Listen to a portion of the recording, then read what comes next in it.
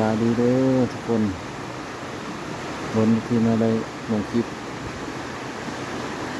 มื้อนี้มาหาเราะดินกระนกกินมาให้นี่เราก็ลองติดตามไปเบิ่งว่ามีกินมาให้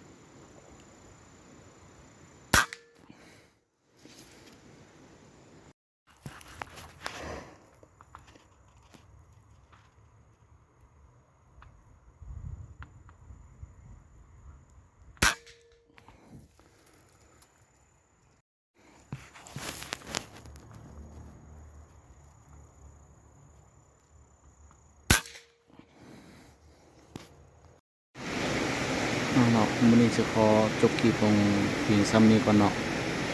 เพราะก็เขาไล่อยู่5-6 ตัวเขาไล่กินแล้วไว้มีเวลาต้องมาถ่ายคลิปให้เบิ่งรีวิวลูกที่เขายิงเป็นน้ำหนักนาดหาจำหาซีน้ำหนัก20 เกนเนาะเพื่อสนใจก็ทักหาได้